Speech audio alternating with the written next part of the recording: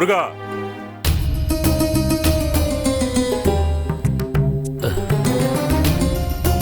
வா முருகா, தயங்காம உள்ள வா முருகா. என்ன பாத்துக்கிட்டு இருக்க? வா, தயங்காம வா முருகா. இதுவும் உன் வீடுதான். இது என் வீடு இல்லை ரவி, ஓ வீடு. ஏதோ ஒரு நாள் என்னை இங்க உன் வீட்டில் தங்க வைக்கலாம்.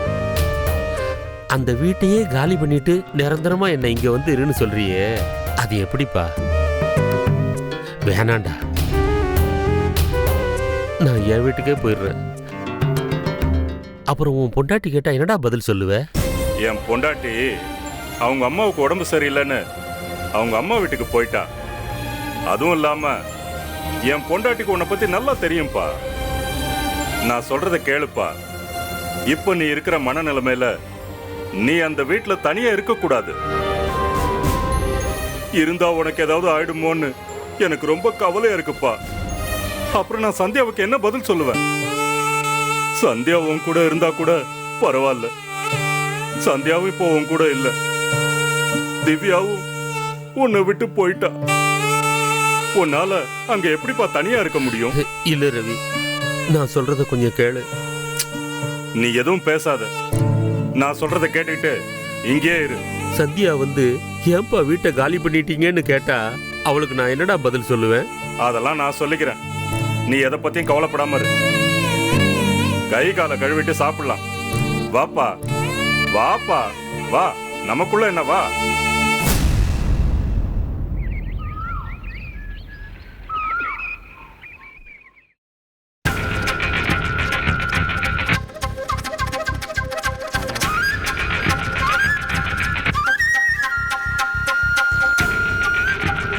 பாப்பா அருண், ஏன் ஒரு மாதிரியா இருக்க? ஆபீஸ்ல எதுவும் பிரச்சனையா? ஆஃபீஸில் எதுவும் பிரச்சனை இல்லைம்மா, எனக்கு தாம்மா பிரச்சனை இருந்துச்சு. எப்படியோ ஆண்டவன் புண்ணியத்தில் அது சரியாயிடுச்சு. எனக்காக நல்லா இருக்கணும்னு நீ தினம் கும்பிட்ட சாமி என்னை கைவிடலம்மா. ஒரு பெரிய விபத்துலேருந்து என்னை காப்பாற்றிருக்குமா. அருண், என்னடா சொல்ற? உனக்கு ஆக்சிடென்ட் ஆயிடுச்சா? ஐயோ கடவுளே, உனக்கு ஏதாவது அடிபட்டுருச்சா? டேய் சொல்லுடா. என்னடா வெளிக்காய் எதுவும் தெரியலையே, எல்லாம் உள்காயமா இருக்கா? டேய் வாடா, ஹாஸ்பிட்டல் போலாம். என்ன அருண், உனக்கு அடிபட்டுருச்சுன உடனே என் நெஞ்சே வெடிச்சிரும் போல இருக்கு. நீ என்னடானா அம்மா ஹாஸ்பிட்டல் கூப்பிட்டோம் பேசாம நிக்கிற? வா போலாம். என்ன அருண் ஒரு மாதிரி சிரிக்கிற? உனக்கு அடிபட்டதுல ஏதாவது மூளைகீழ குழம்பிடுச்சா? வாடா, ஏதாவது மனநல மருத்துவரையாவது போய் பாப்போம். மா ஏமா இப்படி பதறீங்க? எனக்கு ஆக்சிடென்ட் எல்லாம் ஒன்றும் ஆகல. அப்போ ஆக்சிடென்ட் ஆயிடுச்சு, இந்த விபத்துல இருந்து ஆண்டவன் காப்பாத்திட்டான்னு சொன்ன. இப்போ உனக்கு எதுவும் ஆபத்து இல்லைன்னு சொல்ற. ஏன் உனக்கு ஏதாவது ஒண்ணுனா உன் அம்மாவுக்கு ஏதாவது ஆயிடுமோன்னு நடந்ததை மறைக்கிறியாடா? ஐயோ அம்மா, எனக்கு நடந்த விபத்துன்னு சொல்லமா, நடக்க போற விபத்தை பத்தி சொன்னேன். அதாவது அந்த சந்தியாவை கல்யாணம் பண்ணி இருந்தா என் வாழ்க்கையே விபத்தாயிருக்குமா. என் தலையில் அடிபட்டு பைத்தியமாவோ கைகால் அடிபட்டு மொடமாவோ ஆயிருப்பேன். சந்தியாவுக்கும் எனக்கும் நடக்கிற இந்த கல்யாணம் நின்று போச்சுல்ல, அதாம்மா அப்படி சொன்னேன். கெட்டதுலயும் ஒரு நல்லது நடந்த மாதிரி எனக்கு விபத்து நடந்துச்சுன்னு சொன்னல, நீ பதறி போயிட்ட பாத்தியா? இப்பதாம்மா நீ என் மேல எவ்வளோ பாசம் வச்சிருக்கேன்னே எனக்கு தெரியுதுமா. அந்த சந்தியா என்னை விட்டு போனா என்னம்மா, என்னைக்கும் நீதாம்மா எனக்கு வேணும். 7 ஜென்மத்திலையும் நீ என் கூட இருந்தா போதுமா. அருண், நான் இந்த ஜென்மம் எடுத்ததே உனக்காக தான்ப்பா. நீ என் வயித்துல பொறக்கலனாலும் நான் உன்னை 10 மாசம் சுமந்து பெத்த என் பிள்ளையாதான்ப்பா பாக்குறேன். நானும் ரவியும் பெரிய பெரிய வக்கீல் எல்லாம் போய் பார்த்தோம்மா, எல்லாரும் கைவிட்டாங்க. உன்னை இந்த கேஸ்ல இருந்து ஜாமீன்ல கூட எடுக்க முடியாதுன்னு சொல்லிட்டாங்கம்மா. இது பெரிய கிரிட்டிக்கல் கேஸ்ன்னு என்ன ரொம்ப பயமுறுத்திட்டாங்கம்மா. ஆனா ஒரே ஒரு வக்கீல் மட்டும் என்கிட்ட சொன்னாருமா, உன் மகளை சாதாரண எந்த வக்கீலாலையும் காப்பாற்ற முடியாது. அந்த அருணாச்சலேஸ்வரர் வந்து அவளுக்காக வாதாடித்தான் உன் பொண்ணை வெளியில கொண்டு வர முடியும்னு சொன்னாருமா. இப்ப அப்பாவுக்கு புரிஞ்சிருச்சுமா. அந்த திருவண்ணாமலை சாமி தான் உன்னை காப்பாத்திருக்காரு.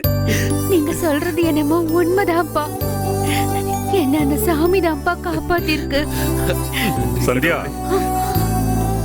உன்னை சாமி காப்பாத்தலம்மா, அந்த சதீஷ் தான் காப்பாத்திருக்காரு.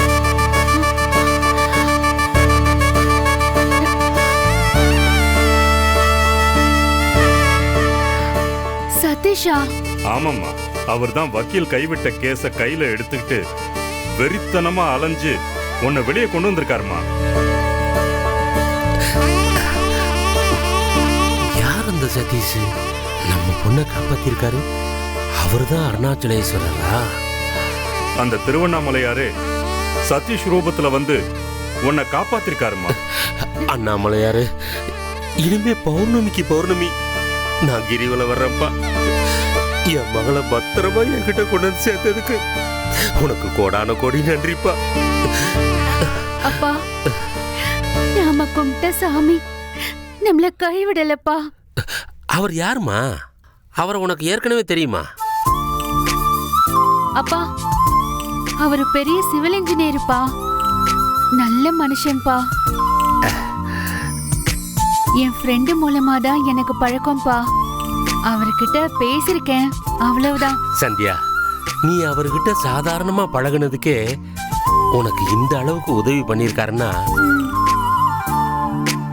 அவர் உண்மையிலேயே உயர்ந்த மனுஷன் தாம்மா.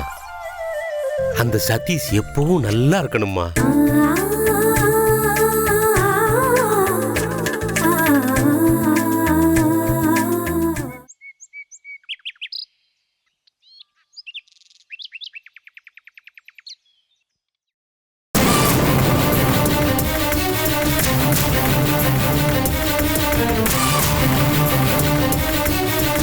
எப்படி இருக்கீங்க? உங்ககிட்ட பேசி ரொம்ப நாள் ஆச்சு. உன் குரலை கேட்டோம் எவ்வளவு நாளாச்சு. சரி, நீ எப்படி இருக்க? நான் நல்லா இருக்கேன். ஆனா ரொம்ப ரொம்ப நல்லாக இன்னும் கொஞ்சம் நாள் ஆகும். சரி, கொஞ்சம் புரியுற மாதிரி சொல்றியா? நான் சொத்துக்காக தானே ஒரு கிழவனை 2ஆம் தரமா கல்யாணம் பண்ண. அந்த விஷயம் தெரியும்ல? ஆமா, அதான் எனக்கே தெரியுமே. அந்த கிழவனோட சொத்து முழுக்க என் பேருக்கு வரப்போகுது. வாவ், அப்படியா? எப்படி எப்படி வரும்? அதான் நாளுக்கு அருண் ஒரு பையன் இருக்கானே, அவன் இருக்கும்போது உனக்கு எப்படி சொத்து வரும்? அவன் உயிரோடு இருக்கும்போது எப்படி சொத்து உனக்கு வரும்? அருண் உயிரோட இருந்தாலும் நட போனமா தான் திரியறான். அவனை அப்படி நான் திரிய வச்சுட்டேன். வாவ், அப்படியா? சூப்பர். எப்படி இதெல்லாம் உன்னால மட்டும் முடியுது? அதுதான் சுசி. நான் என்ன பண்ணனு தெரியுமா? சந்தியாவை ஒருத்தன் உயிருக்குயிரா லவ் பண்றதா, சந்தியாவும் அவனை லவ் பண்றதா அருண் கிட்ட பொய் சொல்ல சொல்லி அருணையும் அதை நம்ப வச்சுட்டேன். எப்படி? அருணுக்கு சந்தியா மேல கோவம் தலைக்கேறி அவ அப்பனையே கை நீட்டி அடிக்க போயிட்டான். நல்ல வேளை அடிக்கல. அடிச்சு மட்டும் இருந்தான் அருண் உள்ள போயிருப்பான். அருண் சந்தியா கல்யாணம் ஒரு வழியா நின்னு போச்சு. நான் போட்ட பிளான் சக்சஸ் ஆயிடுச்சு. I am very very happy. Arun மட்டும் சந்தியாவை கல்யாணம் பண்ணியிருந்தா சொத்து என் கையை விட்டே போயிருக்கும். ஆனா இப்போ அருண் நான் போட்ட கோட்டை தாண்ட மாட்டான். அந்த முண்டம் நான் கேட்டா மொத்த சொத்தையும் என் பேர்ல கூட எழுதி வச்சிருவான். மாய மந்திரம் பண்ணாமலேயே அம்மா அம்மான்னு என் மேல அருண் உருகிக்கிட்டு இருக்கான். அருண் நான் கிழிச்ச கோட்டை தாண்டவே மாட்டான். ஆனா நான் அருணுக்கு எதுவுமே பண்ண மாட்டேன். அவனை கல்யாணம் பண்ணிக்க விடவும் மாட்டேன். கட்ட பிரம்மச்சாரியாவே வச்சு சாமியார எங்கேயாவது போய் பிச்சை எடுக்கிற மாதிரி பண்ணிடுவேன். சூப்பர்மா, உன் மூளையே மூளைதான் போ. அது மட்டும் இல்ல, நான் இந்த சொத்தை அடைய எனக்கு உதவி பண்ண என் அண்ணன் முறையில செல்வான் ஒருத்தன் இருக்கான்னு சொல்லியிருக்கேன்ல, அவனும் இப்போ ஜெயிலுக்கு போயிட்டான். அவன் வெளியில இருந்திருந்தானா இந்த சொத்துல அவனுக்கும் நான் சரி பாதி தந்திருக்கணும். அது எங்களுக்குள்ள ஒரு அக்ரிமெண்ட். இப்ப அதுவும் இல்லாம போயிடுச்சு. ஃபுல் சொத்தையும் நானே அனுபவிக்க போறேன். செல்வம் ஜெயிலுக்கு போயிட்டதால நான் ரொம்ப ரொம்ப சந்தோஷமாயிட்டேன்.